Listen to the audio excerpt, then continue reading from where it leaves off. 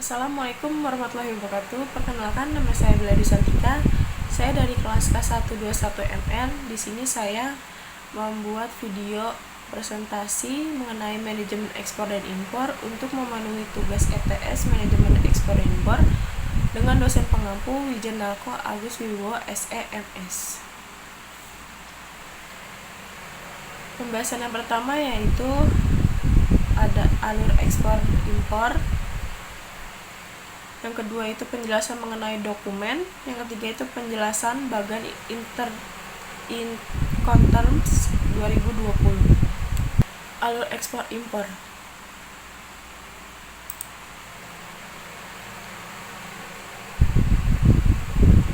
Yang pertama yaitu korespondensi pembuatan kontrak. Tahapan yang pertama dalam kegiatan ekspor impor adalah korespondensi bisnis, pembuatan kontrak dagang antara penjual dan pembeli atau eksportir dan importir. Korespondensi bisnis biasanya diawali dengan pengiriman surat perkenalan atau introduction letter yang berisi perkenalan perusahaan, perkenalan produk yang akan ditawarkan, dan lain-lainnya. Pada tahap ini, penjualan pembeli yang terpisah antara negara menjalin komunikasi perdagangan. Apabila calon pembeli importir tertarik untuk membeli produk yang ditawarkan oleh penjual eksportir, maka kemudian importir akan membalas surat perkenalan tersebut dengan surat permohonan penawaran atau inquiry letter terhadap produk yang diminati oleh importir.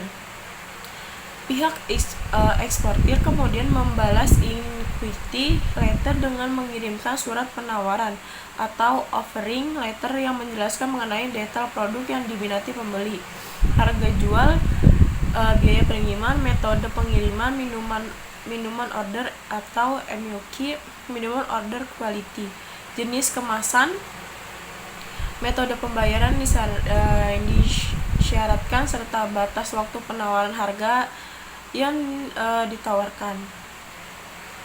Selanjutnya yang kedua itu pembukaan LC.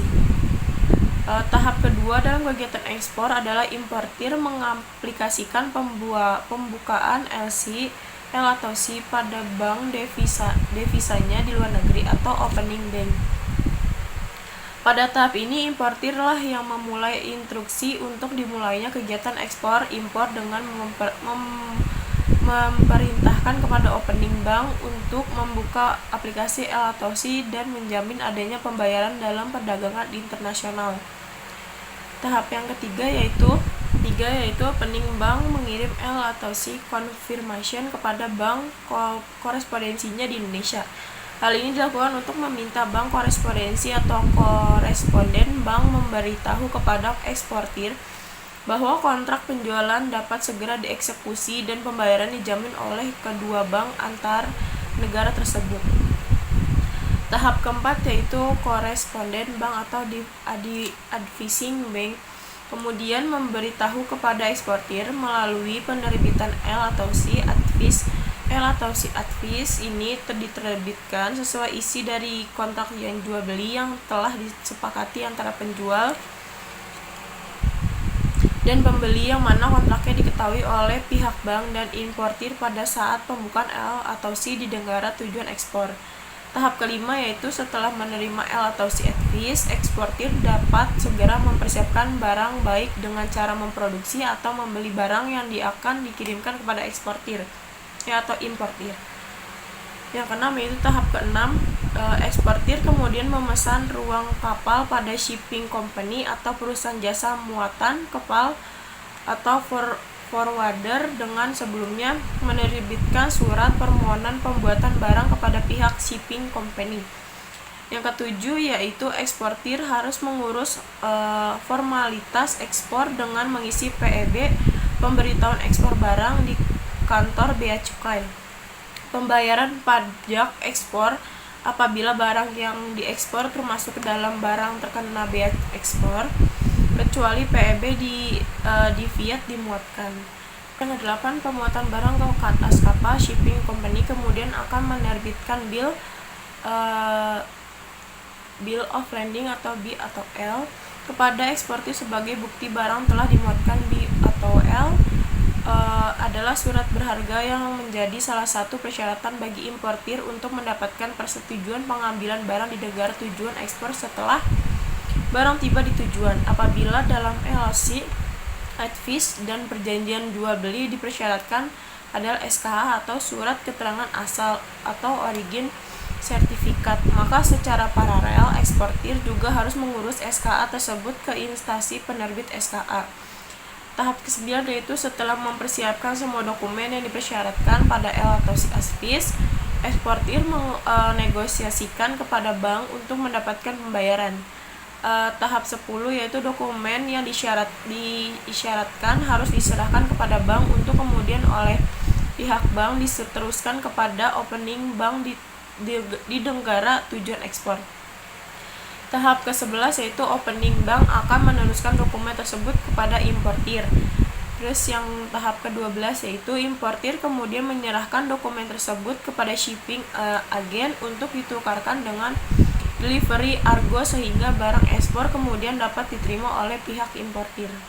Selanjutnya yaitu jelasan mengenai dokumen. Dokumen yang pertama itu commercial invoice, merupakan dokumen nota atau faktur penjualan barang yang diekspor dan diterbitkan oleh eksportir. Yang kedua yaitu packing list, merupakan dokumen yang dikeluarkan oleh eksportir ataupun importir yang berisi nama dari produk yang diekspor atau diimpor. Yang ketiga itu letter of credit, adalah salah satu metode pembayaran yang umum digunakan dalam perdagangan berskala internasional, yaitu ekspor-impor. Yang keempat itu bill of lading, merupakan dokumen pengiriman barang ekspor yang dikirimkan melalui laut. Dokumen ini merupakan salah satu dokumen yang cukup penting karena melalui perjalanan laut yang memerlukan waktu yang cukup lama. Oleh karena itu, dokumen ini dibuat sebanyak 3 rangkap untuk eksportir, importir, dan juga perusahaan kapal. Yang kelima itu airway bill, merupakan dokumen yang pengiriman barang ekspor melalui udara. Adapun dalam dokumen atau kontrak ini memiliki kode yang disebut airline codes. Keenam yaitu polis asuransi, dibutuhkan sebagai surat bukti penanggungan yang dikeluarkan perusahaan asuransi untuk menjamin keselamatan atas barang ekspor yang dikirim. Atas permintaan ekspor atau importir, dokumen ini menyatakan jenis-jenis resiko yang diasuransikan serta pihak mana yang meminta asuransi dan kepada siapa klaim dibayarkan. Yang ketujuh yaitu SI atau Shipping Instruction, adalah dokumen yang dibuat dan diberikan oleh eksportir kepada forwarder atau shipping company untuk melakukan booking pada kontainer dan ruang kapal atau di pesawat. Dokumen ini biasanya bisa dikirim melalui email. Yang ke-8 yaitu COA atau Certificate of Origin, adalah dokumen yang berisi hasil analisis dan produk yang diekspor. Analisis yang tercakup dalam COA ini adalah dengan permintaan eksportir. Umumnya ini sesuai oleh standar wajib dari regulasi pemerintah negara tujuan atau standar umum yang berlaku. Dokumen COA ini dapat diminta dari pihak produsen atau diurus langsung sendiri oleh eksportir melalui laboratorium independen yang sudah diakreditasi. Dokumen COA kebanyakan diperlukan untuk produk-produk hasil industri kimia atau hasil pertanian. Yang ke-9 yaitu Certificate of Origin, merupakan sertifikat yang dikeluarkan untuk penunjukan asal dari produk tersebut untuk keaslian produk tersebut. Yang 10 itu Phytosanitary Certificate, merupakan dokumen yang biasa diperlukan pada produk pertanian seperti buah segar, rempah-rempah, dan lainnya. Dokumen ini menjamin bahwa produk yang diekspor terbebas dari kuman, penyakit berupa jamur atau bakteri.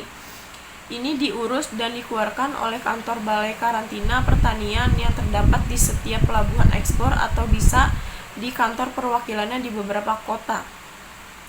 Yang ke-11 itu Phytosanitary Certificate, merupakan dokumen yang biasanya diperlukan untuk produk pertanian seperti buah segar, rempah-rempah, dan lainnya. Terus yang ke-12,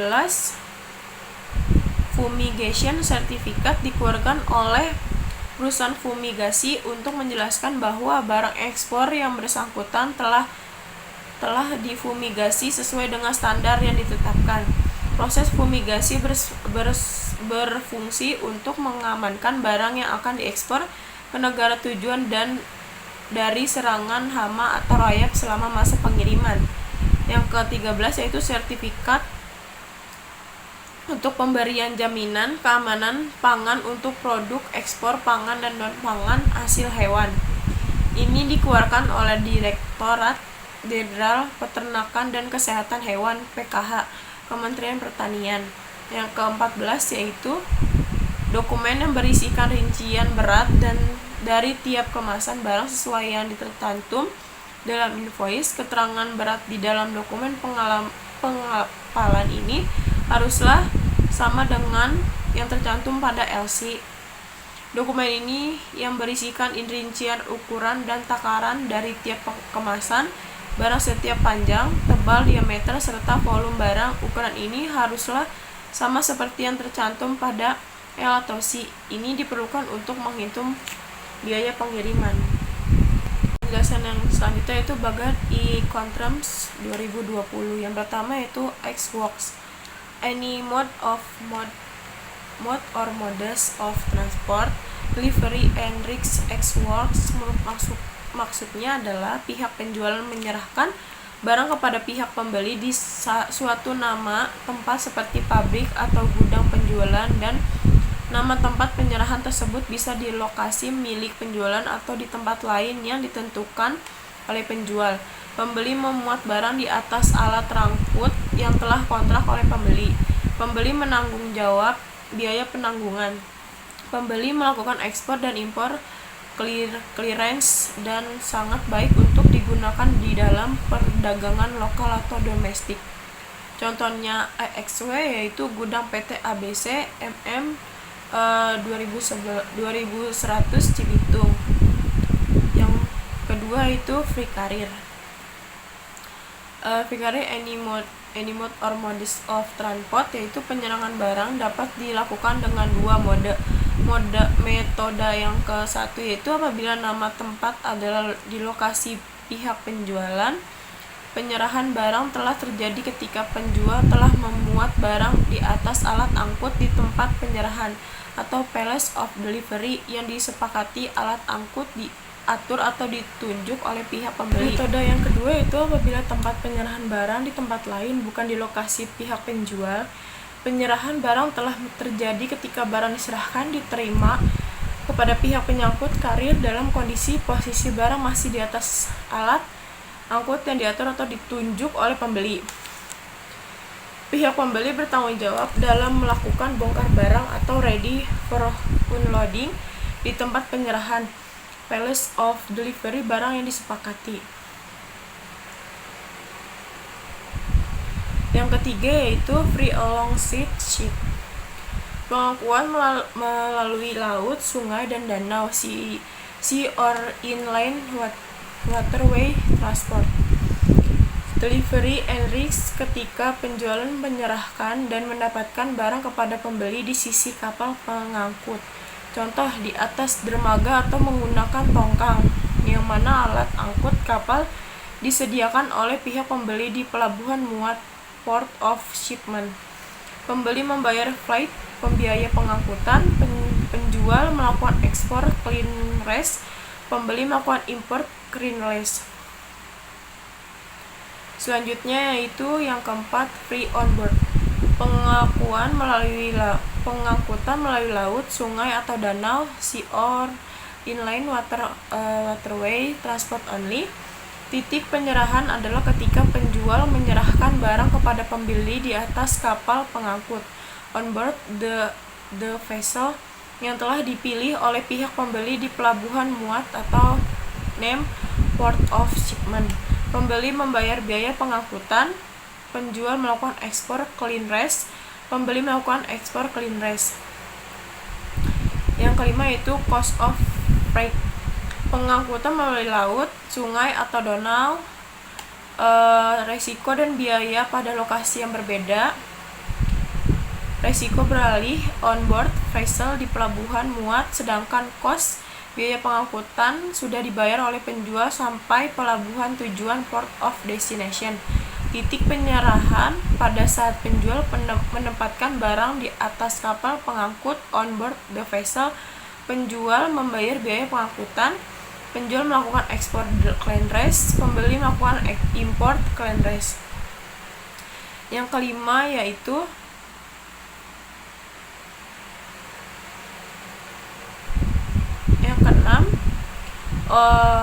cost insurance and freight. Pengangkutan melalui laut, sungai atau danau, sea of inland waterways transport only. Resiko dan biaya pada lokasi yang berbeda. Resiko beralih on-board vessel di pelabuhan muat, sedangkan cost biaya pengangkutan sudah dibayar oleh penjual sampai pelabuhan tujuan of port of destination. Delivery, when seller delivery the goods to the buyer on board the vessel. Penjual membayar biaya pengangkutan namun tidak menanggung resiko pengangkutan. Titik penyerahan pada saat penjual menempatkan barang di atas kapal pengangkut on board the vessel. Penjual menutup pertanggungan asuransi minimum cover insurance untuk resiko pengangkutan bagi pembeli. Penjual melakukan ekspor clearance, pembeli melakukan impor clearance.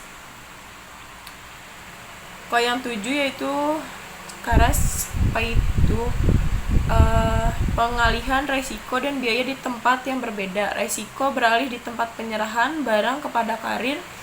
Biaya dibayar sampai destinasi.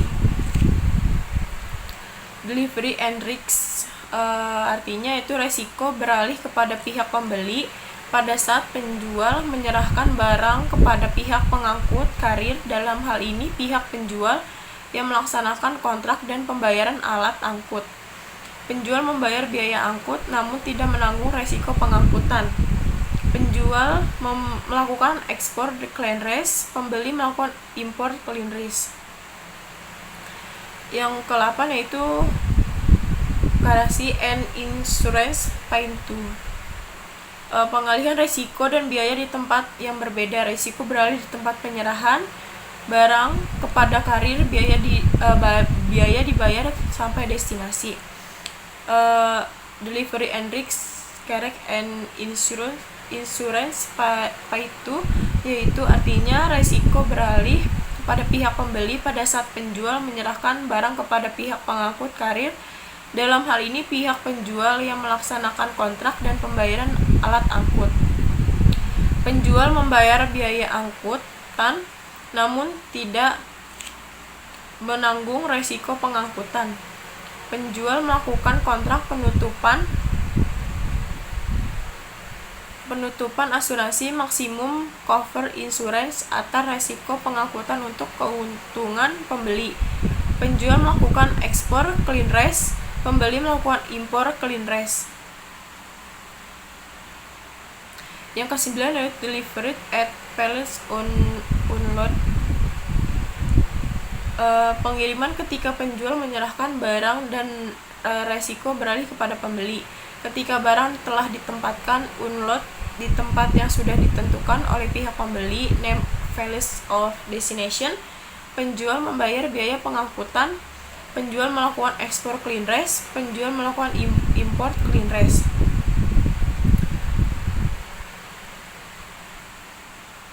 Selanjutnya yaitu delivery at palace, pengiriman ketika penjual menyerahkan barang dan resiko beralih kepada pembeli. Ketika barang telah ditempatkan di tempat yang sudah ditentukan oleh pihak pembeli, penjual membayar biaya pengangkutan. Penjual melakukan ekspor clearance, pembeli melakukan impor clearance.